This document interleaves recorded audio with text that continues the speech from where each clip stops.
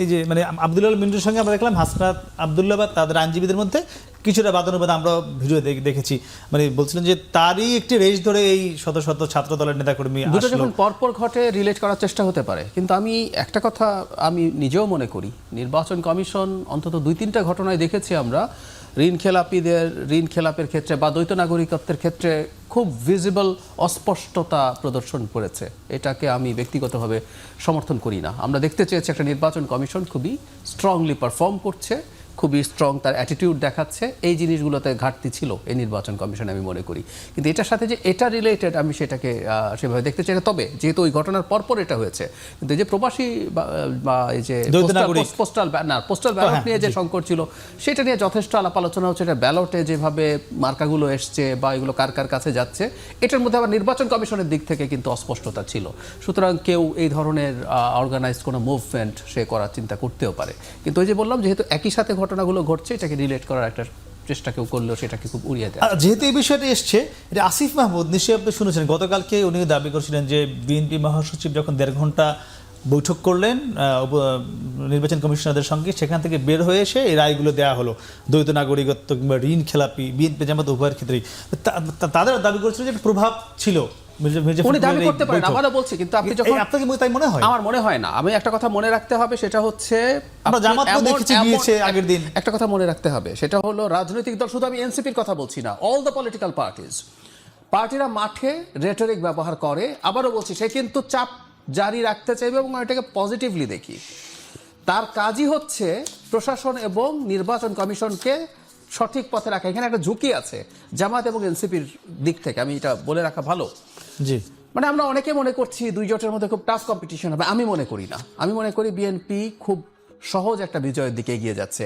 এটার একটা প্রবলেম আছে। এটার প্রবলেমটা হচ্ছে শাহরিয়ার ভাই যেটা বললেন, বহু মিডিয়াকে কি বিএনপি থেকে বারবার বলা হয়েছে যে আপনি আমার জন্য এটা করেন? না, বলা হয়নি। আমাদেরকে কখনো বলা হয় না। অ্যালাইন্ড হয়ে যায়। এটা আপনি চান বা না চান, শেখ হাসিনার সময় তো এই ধরনের চাটুকারিতায় অভ্যস্ত হয়ে গিয়েছিল সবাই। সে এখন নতুন কাউকে একই কাজ করছে। প্রশাসন, পুলিশের, নির্বাচন কমিশনের অ্যালাইন্ড হওয়ার ঝুঁকি আছে কিন্তু বিএনপির প্রতি। ফলে এনসিপি এবং জামাত, আমি এটাকে এই অর্থে সঠিক বলি, তাদের দিক থেকে চাপটা রাখা দরকার আছে যাতে তাদের নিউট্রালিটি বজায় থাকে এবং সেটা যাতে কন্টিনিউ করে। সেজন্য অভিযোগ সবগুলোই যে খুবই সাবস্ট্যান্স আছে সেভাবে দেখাও জরুরি না, এটাকে রেটরিক হিসেবেই আমি একটু শারীরিক একটু আপনাকে জানতে, যেহেতু বিষয়টা তুল্য জাহেদ, আমি এই টেলিভিশনে কাজ করছি, আমি একটি টক শো করছি, আমি একটা রিপোর্টিং টিম দেখি, আমি আপনাকে মানে একদম নিশ্চিত করে বলছি, আমাদের আজ পর্যন্ত 5 আগস্টের পর বিএনপি কখনো ফোন দিয়ে বলে নাই যে এই নিউজটা কেন দিলেন না, এটা কেন দেন, কাভারেজটা বেশি করে দেন। তারপরেও আপনি যে কথাটি বলছিলেন যে মিডিয়া একটি রূপ ধারণ করছে বা চেনার রূপে ফিরে যাচ্ছে, তারপরেও এই অভিযোগ কেন আপনার? আচ্ছা, প্রথম কথা আমি একটু কারেকশন করে দিই। জনাব শফিক রহমান সাহেব ওটা কৃষিবিদ ইনস্টিটিউটে বলছে, আর আমি বিষেধগার করি না, করার ইচ্ছাও নাই। যেটা সত্য সেটাই বলার জন্য শফিক রহমান সাহেব যেটা বলছে সেটাই বলছে। তার একটা উদাহরণ দিই আপনাকে। 23শে জুলাই যে ব্যবসায়িক সম্মেলন হলো এবং সেই সম্মেলনে যারা বক্তব্য দিলেন এবং যারা বারবার বললেন প্রথম, দ্বিতীয়, শেষ পর্যন্ত শেখ হাসিনাকে চাই, তারাই কিন্তু আবার দল ধরে জনাব তারেক রহমানের সাথে দেখা করার জন্য মরিয়া হয়ে গেল এবং তারা দেখা করলেনও। ওই একই লোকগুলো কবে তারেক রহমান আসার 7 দিনও পার হয়নি। তাহলে ওই জন্য বললাম চেনা রূপটা। এবার আসেন মিডিয়ার কথা আসে। যে মিডিয়াগুলো আমি এক জায়গায় বলছিলাম, যে মিডিয়া হাউসগুলো শহীদ রাষ্ট্রপতি জিয়াউর রহমানকে স্বাধীনতা বিরোধী বানানোর জন্য অপপ্রয়াস চালালো, তারাই আজকে আবার কি করতেছেন, ওনাকে স্বাধীনতা স্থপতি লাগাই দিচ্ছেন। স্বাধীনতার ঘোষক জিয়া যে অ্যাডমিটেড ফ্যাক্ট, সেটাকেও তারা কি করতেছেন, স্থপতি লাগায় এটাকে ভবিষ্যতে যাতে একটা বিতর্কিত করা যায় সেই কাজটা করতেছে। এই যে অতি কি বলবো চাটুকারিতা, এই চাটার দল আজ থেকে নত না। এই চাটার দলের থেকে এই চাটার দল কারা? আমি আপনি সবাই। আমরা যদি পরিবর্তন না হয়, এখানে কিন্তু মিডিয়া হাউসের কথা বললাম না। আবার মিডিয়া হাউসের কথা যদি ধরি, আপনাকে এখন বলে দিই, আমি 71 টিভিতে আমি এই পরিবর্তনের পর তো আমি যাচ্ছি। 71 টিভি ড্রাস্টিক্যালি চেঞ্জ। 71 টিভি গত 15 বছরে যে ক্ষতিটা করছে, আজকে তো গত 1.5 বছরে ড্রাস্টিক্যালি চেঞ্জ। আজকে ওখানে যে আমরা সব কথা বলতে পারি, কিন্তু শ্যামল সাহেবরা যখন ছিলেন তখন আমরা একটু বলতে পারতাম না। সো আপনাকে সরকার পরিবর্তন নেয়, যেটা ভাই বললেন, উনি অনেক জ্ঞানী মানুষ, প্রজ্ঞাবান, উনি যে কথাটা বলছেন বিএনপি চাক আর না চাক, আপনি একটা ভাইব তুলতেছেন বিএনপি ক্ষমতায় যাচ্ছে, অতএব যেমন আমি একটা জিনিস আপনাদের মাধ্যমে বলি, আজকে কিন্তু জুলাই ছাত্ররা এসেছিল, এই ছাত্ররা জুলাই আন্দোলনের প্রত্যক্ষ যারা আন্দোলন করছে, এই ছেলেগুলো কোনো চাকরি নাই, কিছু নাই, কি অনিশ্চিত জীবনের মধ্যে চলতেছে। আজকে ঢাকা ইউনিভার্সিটিতে বলা হচ্ছে ছাত্র দলের একটা ভাইব উঠছে, কি ভাইব, যে বিএনপি ক্ষমতায় যাচ্ছে, যারা যারা ছাত্র দল করবে তাদের নাম এই লিস্টে থাকলে ক্ষমতায় আসলে চাকরি পাওয়া যাবে। আপনাকে একটা জিনিস বলি, পেট কিন্তু যত কথাই বলি, পেট তো আগে। আপনি তাহলে কম্পেল হচ্ছেন জীবনের তাগিদে। আমরা তো জুলাই সনদের কথা বা জুলাইয়ের কথাটা বারবার, আজ পর্যন্ত আপনি কি দেখছেন এই ছেলেগুলোকে পুনর্বাসনের কথা? আজ পর্যন্ত কি আপনি দেখছেন তাদেরকে যে ইন্ডিমিনিটি দেওয়ার কথা প্রপোজ করলেন সেটা পাশ করার কথা? না। তার মানে আমরা মূল জায়গা থেকে সবসময় সরে যাচ্ছি। আমরা ক্ষমতার পরিবর্তন চাচ্ছি, আমরা ক্ষমতার পরিবর্তন চাচ্ছে। আপনি যে প্রথমে যে কথা বললেন যে ক্ষমতার জন্য রাজনীতি হয়ে যাচ্ছে, শাসনতন্ত্রের পরিবর্তন, ইনস্টিটিউশনাল চেঞ্জ, সে জায়গায় যেতে চাচ্ছি না। জি, হয়তো যাবে আপনার কাছে যেতে চাই। এনসিপির যে মুখপাত্র সাবেক উপদেষ্টা আসিফ মাহমুদ সজীব ভুইয়া, আপনি নিশ্চয়ই জানেন গতকালকে তিনি বলেছিলেন যে নির্বাচন কমিশনের যে অবস্থা, তাদের যে আচরণ, তাদের যে নিরপেক্ষতা, এই ইসির অধীনে তারা নির্বাচনে যাবে কিনা নিয়ে তারা পুনর্বিবেচনা করবে। এবং আজকে তিনি এবার সংবাদ সম্মেলনে এই দাবিগুলো, এবং আজকে যেটি হলো হাইকোর্টের যে একটি স্টে হয়েছে সাকসু নির্বাচন, এইসব মিলিয়ে তিনি বলেছেন যে, এবং তারেক রহমানের যে বিভিন্ন জায়গায় মুভমেন্ট, বিভিন্ন তার আশা উপলক্ষে যে বিভিন্ন জায়গায় প্রচারণা, তিনি বলেছেন সবার আগে তারেক রহমানকে শোকজ করা উচিত এই ইসির। একটা জিনিস একটু বলবো, আমার একটা সুন্দর, অন্তত একটা ভালো নজির স্থাপন করেছে ইসি। তারেক রহমানের উত্তরবঙ্গের একটা সফর ছিল, সেই সফরে নির্বাচনী ক্যাম্পেইন না, অন্য নামে কিছু জনসভারও প্রস্তুতি ছিল। এটা বিএনপির দিক থেকে ঠিক হয়েছে বলে আমি মনে করি না, কিন্তু এর মধ্যে ইন্টারেস্টিং ব্যাপার হচ্ছে নির্বাচন কমিশন সেই ব্যাপারে বাধা দিয়েছেন এবং বিএনপি ওটা অ্যাগ্রি করেছেন। সেই কারণে আমি মনে করি যে নির্বাচন কমিশন একদম কিছু করছে না তা না। জনাব তারেক রহমান সিলেটে যাওয়ার পর তো 21 তারিখ রাতে যাচ্ছেন, 22 তারিখ থেকে কিন্তু ক্যাম্পেইনের ফর্মাল শুরু হয়ে যাবে। সুতরাং এরপর তো আসলে ওনার প্রচারণার ক্ষেত্রে কোনো সমস্যা বাধা নেই। তো আবারও বলছি, এটা কিন্তু চাপ। এই যে উনি বলছেন নির্বাচনে থাকবো কিনা, দুটো তিনটা ব্যাপার একটু মাথায় রাখতে হবে। সেটা হলো, একটা হলো চাপ তৈরি করা, এটা কি আমি খুবই পজিটিভলি দেখি। আমরা বাংলাদেশকে একটা মোটামুটি বিতর্কমুক্ত একটা নির্বাচনের মাধ্যমে যদি আমাদের সরকার গঠিত না হয়, আমাদের স্থিতিশীলতা, আমাদের রাষ্ট্রের সার্বভৌমত্ব প্রশ্নের মধ্যে পড়ে যাবে। আমরা পোস্ট গণ অভ্যুত্থান দেশগুলোতে খুব স্টেবল সিচুয়েশন বেশি দেশে হয় নাই, কিন্তু মধ্যপ্রাচ্যের সাথে আমাদের এই সাম্প্রতিক সময় একটার পর একটা যা ঘটলো, আর এটা ঘটে নাই। সুতরাং এটা লাগবে, সে কারণে তারা এই চাপ দিই। আবার যেটা হয়, আপনি তো রাজনীতি করেন, যদি আনএক্সপেক্টেডলি খারাপ ফলাফল আসে, যাতে আপনি কিছু বলতে পারেন, এগুলো বলতে হয়, প্ল্যাটফর্ম রেডি করে রাখা আপনার বলতে হয়। কারণ হচ্ছে যখন আপনি প্রচুর নির্বাচনে জেতার জন্য আপনি যতটুকু শক্তি তার চেয়ে বেশি শক্তি দেখাবেন, কারণ ভোটাররা দেখতে চায় যে কে ক্ষমতায় আসছে, বিশেষ করে সুইং ভোটাররা, আমি তাকে ভোট দিই। কারণ আমার এলাকায় যদি বিজয়ী দলের এমপি থাকে, তাহলে সে আমার এখানে বেশি উন্নয়ন করতে পারে। উন্নয়ন কাজ এমপির করার কথা না, কিন্তু আমরা এভাবেই দেখি। একটা ছোট প্রশ্ন করবো, এই যে ক্ষমতায় কে আসবে, এই ক্ষেত্রে আপনি বরাবরই বলে আসছেন, আমার এখানে কয়েকবার বলেছেন যে আপনি নিশ্চিত বিএনপি ক্ষমতা যাবে এবং কোনো ধরনের প্রতিদ্বন্দ্বিতা ছাড়াই অনেকটা সহজভাবে যাবে, একটু আগেও বলছিলেন।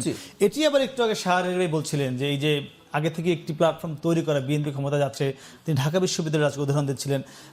বিষয়টি আসলে কি আপনি কি নিশ্চিত? যে আমি নিশ্চিত, কিন্তু যে প্রবণতাগুলো ভালো না। এই যে ক্ষমতায় যাবে তাতে প্রবলেমটা কি হয়, কিন্তু এই প্রবণতার এক্সিস্ট। আমি একটু আগে ঢাকা ভার্সিটি সরিয়ে আসি, কনস্টিটিউয়েন্সি সুইং ভোটারের কথা বলছিলাম। দেখবেন নির্বাচন যত এগিয়ে যেতে থাকবে, যখন এই পরিস্থিতি যদি এটা হয় যে বিএনপির ব্যাপারে মোটামুটি নিশ্চিত হয়ে গেছে, বা এটা যদি জামাত হতো, তাহলে কি হতো জানেন? দুটো দলেরই হার্ডকোর খুবই কঠোর ভোটার আছে, তারা দল জিতুক হারুক তারা ভোট দেবেই। ডিসাইড করে মাঝখানে থাকে, আমরা যাদেরকে সুইং ভোটার বলি।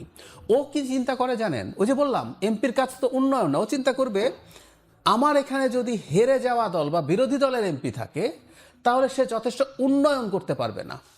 খেয়াল করুন, এমপিতে কতগুলো বরাদ্দ আছে, টিআর, কাবিখা, কাবিটা, থোক বরাদ্দ, এগুলো সবার জন্য সমান। কিন্তু যদি সরকারি দলের এমপি হয়, তখন উনি এখানে রাস্তা আরো বেশি বরাদ্দ নিয়ে আসতে পারবেন। এই প্রবণতা আছে, এটা আমাদের এখানে খুব কমনলি কিন্তু কাজ করে। সেটি কি এখন পুরোপুরি বিএনপির দিকে? খুব সম্ভাবনা। আর যদি বিএনপির আমারটা, আমি যদি সঠিক হই, বেশিরভাগ মানুষ যদি তা মনে করে, তাহলে না ভাই, আমি এই বিশ্লেষণের সাথে একমত না। এই কারণে যে রিসেন্ট যতগুলো জরিপ এসছে, আপনি জরিপগুলো দেখেন, যে সুইং ভোটের কথা আগে প্রথমে বলি, ভোটার, বাংলাদেশে ভোটার আছে যারা ধরে না আওয়ামী লীগ এর আগে 25% ভোট পাইছে। এই লাস্ট যতগুলো হয়েছে, ওর নাম কি, সার্ভে হয়েছে, জরিপ তাতে যেগুলো। দেখা গেছে জরিপগুলো 5% ভোটার ভোট দিতে যেতে অনাগ্রহ প্রকাশ করছে, বাকি সবাই ভোট দিতে চায়। তার মানে আপনি একটা জিনিস পরিষ্কার, আওয়ামী লীগের ভোটার বলে কোনো কিছু না, এটা ক্লাব না, ভোটার ইজ ভোটার। এখানে সুইং ভোটার আছে আর দুইটা দলের হয়তো ভোটার আছে। এখন যে জিনিসটা ভাই বললো, দেখেন election engineering, this is the call election engineering. যে কি ভাইবটা তোলা, যে প্রশাসন আগে বলে দিচ্ছে। যেমন দেখেন, এটা আপনার মনে রাখতে, 1996 সালে যখন এই জুন মাসের এই আন্দোলনের সময় কিন্তু সেক্রেটারিয়েটে ওনার নাম কি, ফার্মার্স ব্যাংকের মহিউদ্দিন খান আলমগীর, জনতার মঞ্চ, তারা জনতার মঞ্চ করে সারা দেশের প্রশাসনকে নিয়ে আসলেন এবং নিয়ে এসে সারা দেশে কিন্তু একটা দিয়ে দিলেন কি, এবারে কে যাচ্ছে, আওয়ামী লীগ ক্ষমতা যাচ্ছে। লোকাল প্রশাসন ভাবলো এখন যদি আওয়ামী লীগকে আমি সমর্থন না করি তাহলে তো আমাকে বান্দরবন ট্রান্সফার করে দিবে। ওই পুলিশ অফিসারও তাই করলো। This is the part of election engineering, যেটা এবারে হয়তো বা সম্ভব নয় বলে আমি বিশ্বাস করি। বিশ্বাস খালি করি না, আমি বিশ্বাস করতে চাই, কারণ এইভাবে তাহলে জুলাই সনদের কোনো মানেই থাকে না। সেকেন্ডলি আপনাকে আরেকটা জিনিস বলি, আমি এই কথাটা ভাইয়ের ওই সময় ভুলে গেছিলাম, আমি একটু বলে দিই। গত 4 দিনে আমি ইলেকশন কমিশনে ছিলাম এবং ইলেকশন কমিশনারদের সামনে হিয়ারিং হয়েছে। অন্য কে কি দেখছে জানি না, আমার চোখে আমি অস্বীকার করতে পারবো না, ওনারা যথেষ্ট ফেয়ার ছিল। কেউ যদি বলে যে মহাসচিব আসার পরে রাতারাতি চেঞ্জ হয়ে গেছে, তা না। কিন্তু দেখেন, একটা উদাহরণ দিই, আসলাম সাহেব, সে হচ্ছে খেলাফি, 1600 কোটি সম্ভবত, 1600 কোটি টাকার।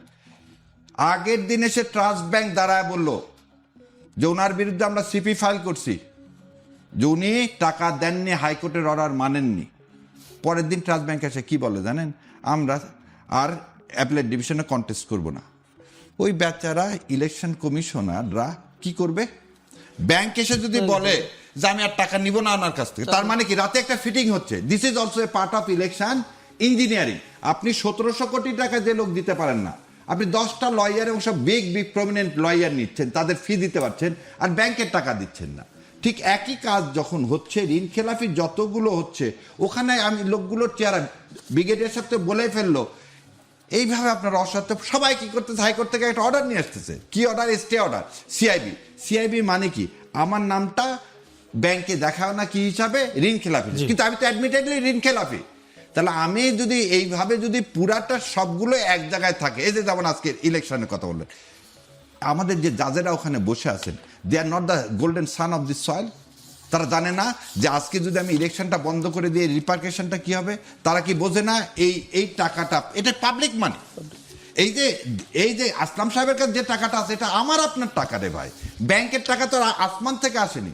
তো যে লোকটা টাকা না দেওয়ার অভ্যাস, সে সরকারে যে ভাই বললেন কল্যাণমূলক, কল্যাণ করবে না, আগে সরকারের কাছ থেকে কি করে নিবে, টাকা নিয়ে নেবে। তাহলে আপনি কাকে ভোট দিবেন? যে লোকটা প্রথম থেকে মিথ্যা কথা বলতেছে, অসৎ চরিত্রে, তাদেরকে দিবেন না।